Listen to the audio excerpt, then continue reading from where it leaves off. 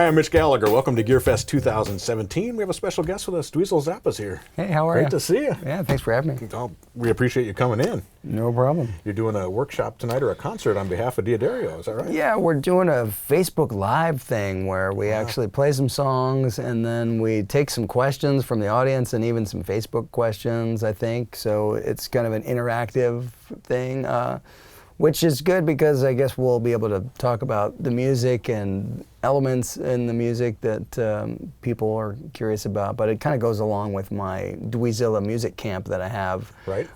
Because we teach some of the same things that we'll probably be answering questions about, and right. So, and that's coming up in July. So nice, nice. Yeah. So tell us more about that camp. You have guest artists come in, and you instruct at the camp, and you have other guitar players. Yeah, as well? over the years I've done it different ways, and this year it's called Dweezil. We do it at a place called Full Moon Resort in Big Indian, New York. So it's kind of near Woodstock, and this year it's the 24th to the 28th of July, and it's one of these kind of experiences where you know, it's a total immersion music thing. But my experience with doing some of these teaching things, my own camp and working at others, is that the people that want to have this experience want to play as much as possible. They don't necessarily want to just sit in a room and learn arpeggios and stuff like that. So this year we've really designed it to be something that is offering the most opportunities for people to play, and it really is about how you play in an ensemble. There's things about improvisation and technique and everything, but it's all based on making sure that the people that come to this get to play as much during the classroom stuff and then on stage. Right, right. Well, that's awesome. Yeah, that's awesome. fun. That's coming up, you said, in July. Yeah. Nice, nice. Well, I have to say, you have that. You have your True Fire course, Dweezology. We've done a lot of these interviews, but I think you've probably got the most varied career of anybody we've had here. You've been in movies, sitcoms, a cooking show, you know, and appearances and all kinds of things, and of course all the music as well. Right. Recordings and guest appearances. How do you balance all that? How do you manage all those different things that you're doing? Well, I mean, I just look at it as, you know, life is, it is what it is. You make it as interesting as you can, and I have a lot of different things that I want to know about, learn about, experience, and do, and so I just set about trying to find ways to create those opportunities, and the balance of it all is a challenge because, you know, there's the work stuff, the touring, and all those things, but when I'm not working, I want to spend as much time with my wife and kids. And so that might even create situations where when I'm home, I don't even touch a guitar for months at a time. Wow. You know, which is similar to what my dad did too. You know, I remember when he wasn't on tour as a kid, he would be home and he'd be working, and he would never pick up a guitar, and not until he had to go back out on the road and he had to practice or get his calluses back. But he might go 6 months without playing a guitar at all. Right. That'd be a long stretch for me, but yeah, yeah. So do you have a regimen then that you do to get your chops back up and to get back into it after a layoff like that? I think the thing that I try to do is find new things that I can kind of take a new perspective on. Even if it's something I already know, I try to look at it differently to keep myself moving forward instead of just relying on patterns or things that I already know, you know. So I try all the time to learn new things, which I find the trick to being able to use the stuff that you're working on is you have to find something that you know you want to use because you understand what it is doing for your musical vocabulary, and then you just put it into place. Like if you don't use it, you will lose it. You know, so I try to find little small things that I can adapt and start using right away. So so you're not just doing technique exercises or running scales? Yeah, well, because if you just are running scales, which is valuable, but if you're not actually trying to make that into music, then all it is just an exercise, like working out at the gym or something, you know. Right. So to actually put it into the musical pathway for creativity, when you're practicing, you have to try to make it music, you know. So instead of scale patterns, you want to actually think about composing melodies while you're playing and actually using the ideas. So there's lots of people that would love to know new scales and all that kind of stuff, but if they practice in that way where it's only the scale pattern, if they try to use it in an improvisational situation, they've only trained themselves to play the scale. Right. You know, so it's that's the challenge. Is I try to take things like that and make it so that I can make 3 or 4 note melodies out of whatever the new scale is. You know, because the scale is going to have, you know, up to 9 or 11 notes depending on how crazy the scale is. But you know, most of them are 3, 5, you know, 7 note scale things that you can make melodies out of. So that's kind of the idea. Right, right. So do you then, are you looking for these melodies that are going to in some way stretch your technique, or are you working purely from a melodic standpoint on those? Well, they accomplish both at the same time, Okay. because when you decide how you want to utilize those melodies, then you see where the notes are organized and what you have to do to get the pick there, or if you have to hybrid pick, or, you know, because a lot of what I try to do these days, I try to do outside of normal guitar style. I try to get inspiration from other instruments or things that are just interesting to me, like music from the Bulgarian Women's Choir or something. I Sure. transcribed some pieces that were these choral arrangements, but all on guitar. And so there's weird harmonies and rhythms and stuff. And Right. so those kind of things I'll do just to expand my vocabulary musically as a guitarist, as a composer. And then, but some of the stuff that I'm working on now too is in Indian music, there's all these slides and things, these ornamental phrasings, and I'm trying to get around the guitar using those kind of things, but putting them into the context of pentatonics or other scales. And so that is a strange process because it has all these fast twitch muscle elements. Like if you really want to add these fast slides, I mean, your hand is literally sliding like this, Right. in between a designated space. And so it really is confusing for your brain and when you're trying to play fast lines and do that much sliding. Right. Plus then you get the friction or other stuff, like the guitar really has to be set up well. Otherwise you have notes that are unintended. But Right. it's still, you know, these things are all fun to do, to push the boundaries of guitar, you know. Right, right. It has to be a challenge doing the music that you do, playing your father's music, which is so intricate, and his soloing in particular is, to me, it's very spontaneous sounding. Yeah.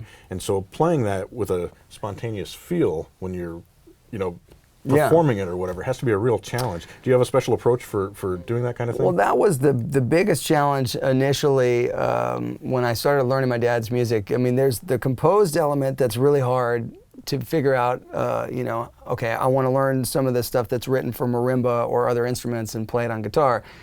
That's technically a real challenge, but when it comes to actually playing solos in context to my dad's music where it would actually feel like it's still part of the music, as opposed to taking a complete left turn and suddenly it's like 80s rock jam guitar or something like that. Right. I didn't want to do that. So what I wanted to do was be able to find a way to develop enough of an understanding of my dad's tendencies and idiosyncrasies as a guitar player, and the vocabulary rhythmically and harmonically, so that I would have a bigger palette to choose from. So I could actually play some of his lines that he actually played and use them as guideposts, but then play in context to that from the study of the rest of his vocabulary. And then in doing so, I have my own voice, but it's filtered through all of that stuff, you know. So that was a big challenge because that's a lot to learn. You have to, you know, specifically the rhythmic element. My dad was a drummer to begin with, and then he started playing guitar. And so if you really listen to his guitar playing, some of it sounds like it's based on drum rudiments and like different things. He was very into polyrhythms, and so that was not my world. Like I didn't learn that stuff in an environment that was really specific, like you would at school or something. Sure. I had to let that stuff sink in, but as a guitar player, there's not a lot of information about those kind of rhythms, so I had to start talking to drummers and say, what's going on here? Try to explain this to me. And then I had to put it all together. So it's been the last 12, 13 years that I've been evolving and putting that rhythmic stuff together. So now I feel like I have a better ability to be in an improv situation and have more variety of ways to get around than I ever did, Right. But the rhythm part is kind of the biggest element, because you take a song like The Black Page, which was written as a drum solo, and then my dad wrote a melody to it. I started doing a study of like, how could I start thinking about rhythms first and then attach notes to it, so that you could rhythmically be thinking one thing, but then on the fly just play whatever notes you want, Right. So that is kind of still the ongoing development, is to like train yourself to think rhythmically, and then while you're playing, like you're just attaching notes to what that specific rhythm is. And Right. it creates a very interesting storyline for the solo. It's not about lick number one, or Right. just playing the same thing, or you really can just completely improvise, and that's the fun part about playing with a band that can support that. Right, right. So when you go into these improvisations, you mentioned that you're using kind of guideposts to work off of. Do you develop what you're playing then, aside from rhythmically, based on the harmonic content, or do you have melodic ideas that you're going for? Do they come from scales? You mentioned some of these little motives and things that you work with. Where does that come a lot from? of that stuff is just all in the moment. I mean, and I try to change it up from solo to solo and be in a different headspace. The thing is, one of the hardest parts is to be in a place where you're actually not thinking. That's when you play the best, when you're just reacting to the music. If I find myself thinking too much, then it becomes more pattern oriented and scale oriented. But if I can kind of focus on what I'm hearing and react to the music, then it's much more musical, the interplay between the band, And I actually put a piece of tape on my pedal board that says "listen," because you can forget to listen to what's going on. You just get so insulated as a guitar player. You're like, oh, I'm just in my world, and it's if I hear the drummer play a drum fill, and I want to try to respond to that, that's when I'll play my best. If I'm actually aware enough to be listening to everything and say, oh, here's the framework, and I can kind of play over the top and mix it up a bit. But that's the whole idea is trying to tell a story. I mean, I sort of talk about it sometimes when I'm teaching things, is that if you're telling a run-on sentence, the story is not very exciting or interesting anymore. Like if you just keep going and going and going, you have to have some spaces, and you have to like let things sink in, And as a guitar player, we all have the tendency, because if you develop skill, you're like, oh, I can do this, but sometimes you don't put enough space in between the ideas, and it just becomes too much. Like too much is sometimes not a good thing. Right. So I mean, that if I'm going to be critical about my own playing, that's the thing that I'm always trying to work on, is to do more with less. A horn player has to breathe in between phrases or they'll die. Right. So guitar players can keep running their fingers. But that's one of the issues. Like guitar players keep rhythm by constantly playing. So to actually play lines and leave space or leave notes out in the middle of a complex line is a whole other thing to have to work on, which is, if I had time, that's what I'd be working on the most. And like, how can I leave, a bunch of notes out? So Right. So with the music that you're playing, I would assume that finding players who can come in and play that authentically and really be in the moment with you as you're doing all of this has to be kind of a challenge. What do you look for with the players for your band? that is a good question, because there are a lot of people that have a lot of talent, but one of the key things that makes them eligible to be in the band and stay in the band is having the right attitude, you know. So if you have somebody that is not sort of a team player and not aware of all of the elements, you know, like basically the band is only as good as the weakest link, sure. you know. So if you all have that mentality that well, let's work together and support the whole musical idea and build it up, as opposed to like, hey, everybody, you're going to be in the background, it's me time, you know, like right. that. Whenever you have that star time kind of attitude, that doesn't work.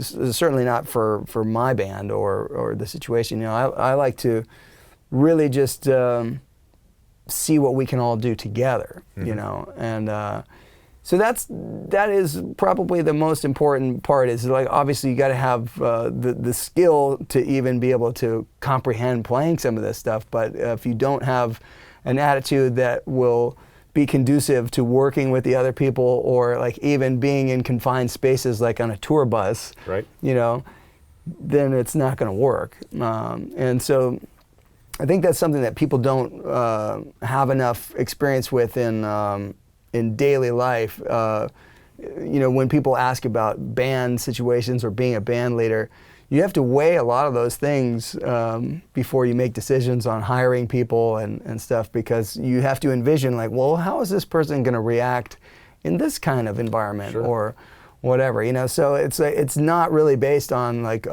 can this person, you know, be fantastic musically all the time. There's some leeway for them to grow as a musician if they have a really good attitude, mm-hmm. you know. Right. So that's more. So the musicianship is almost assumed. Well, you got to be at a certain level, mm-hmm. obviously, but it's you know, there are cases where if somebody comes in and they're not completely nailing an audition, but they have a great attitude, I'm going to want to see more from them. If they come in and they have an attitude that doesn't seem like that's somebody I want to spend any time with, but they played the music great, I'm still going to say goodbye, you know, right. because I don't need the attitude or the inconvenience of dealing with, you know, their unprofessional attitude, right. you know. So sure, right. Yeah. So there are a couple of things I just have to ask you about based on looking back at your career. At 12 years old, you recorded My Mother's a Space Cadet. Right. And the rumor is that Eddie Van Halen produced that and yep. did some parts of that. And you played a pretty ripping solo. Yeah. And then, you know, yeah. tell us about that experience at 12 years old. Well, it was pretty crazy because I had been playing guitar for only a few months, and I really got into Van Halen. And I was really also into Randy Rhoads, who played with Ozzy Osbourne at the time. So this is like 1982. Mm-hmm.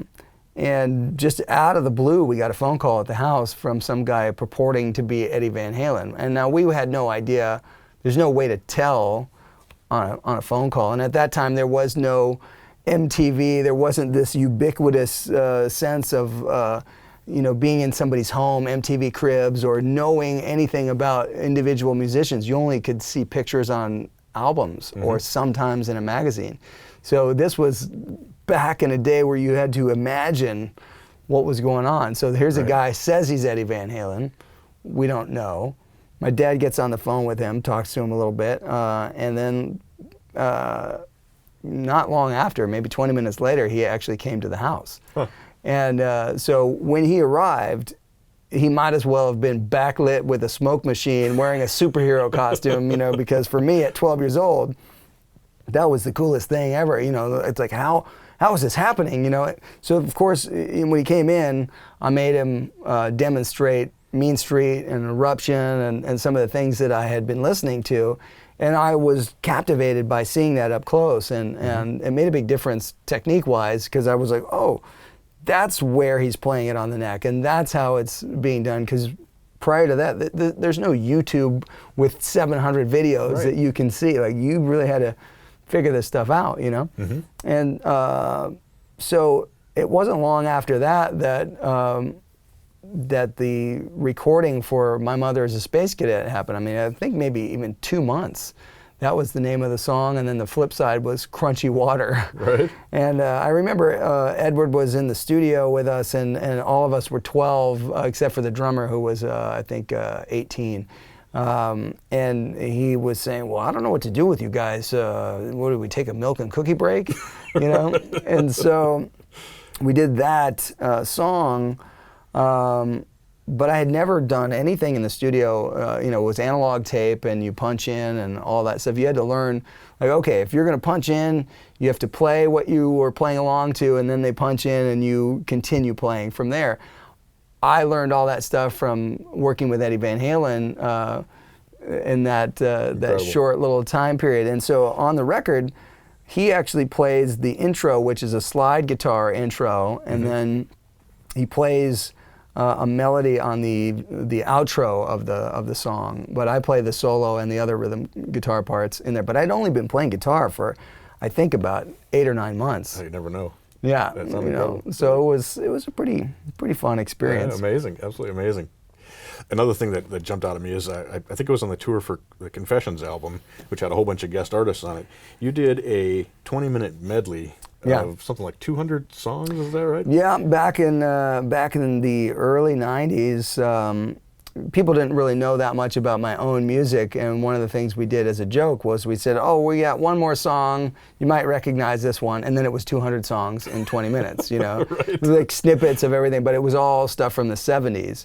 And over the years, we've done different versions of medleys, you know, 80s medleys and combination things. We once did a thing at a NAMM show where we did music from the 60s into the future. So it ended with the cantina music from Star Wars, you know. Right, so, right. But it was, that's just something that has been kind of a jokey thing that we've done, which has been pretty fun because we take songs and connect them together with the vocals in really ridiculous ways, or the music the same way. But anytime there's like a particularly bad transition where it's a half step off between keys and stuff like that, that stuff is just really amusing when you're playing it. You know, people also don't. They look at it like, how do you remember that? Exactly. You know, yeah. so yeah. Oh, that's fun. That's fun. So I was telling you earlier that we've actually met before when I was the editor of EQ magazine. We did a cover story on you, and you were kind enough to give me a tour of Frank's studio. And one of the things you actually played me a snippet of that day was called "What the Hell Was I Thinking?" Right. With it's like 75 minutes or something. Yep. And how many guitar players on there? There's over 40 guitar players on there. Some of them are actually here at Gearfest. You know, Eric Johnson, Robin Ford. But anyway, the piece of music. It started as an idea of like, I just randomly said, I'm going to make a 22-minute piece of music. And I made it so that it was changing, the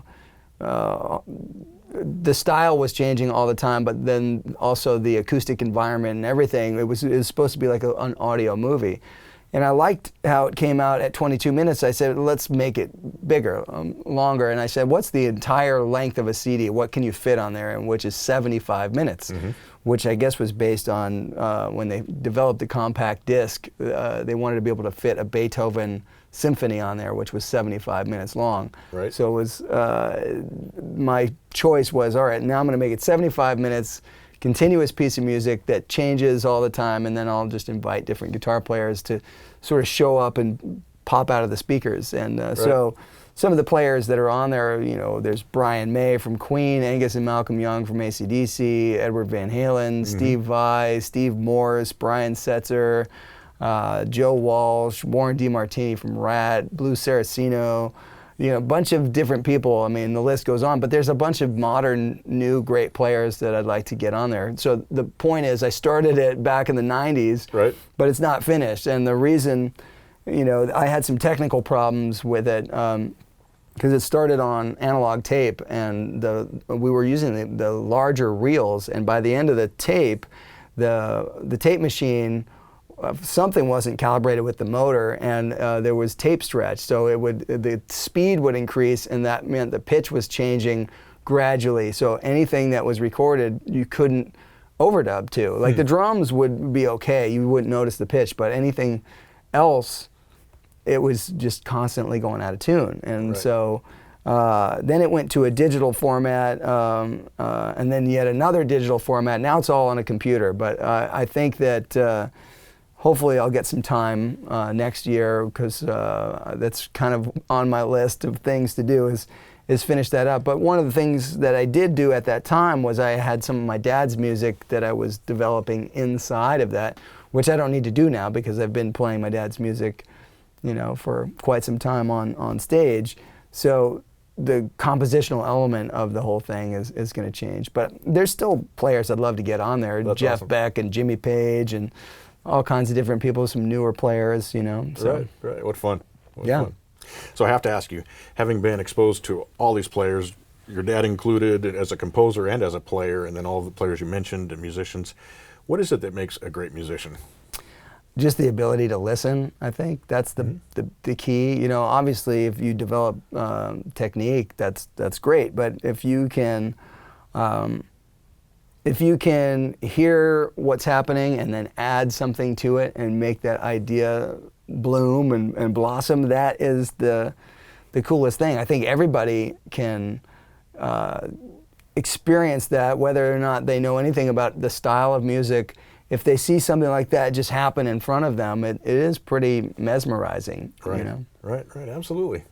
Dweezil, we're so glad to have you here. Yeah, I appreciate it. Looking forward to the workshop seminar this afternoon and hearing you play. And I think you're going to jam with the Sweetwater All-Stars later tonight, too. I heard a rumor that might happen. Yeah, that should be fun, too. Yeah. Well, we're so glad you're here. Thanks for coming in. I appreciate it. And we're also grateful to D'Addario for sponsoring you being here. So Yeah, well, we appreciate thanks. those guys as well. Yeah, thanks, D'Addario. Yeah, right on. Yeah. And thank you for joining me at GearFest 2017. I'm Mitch Gallagher.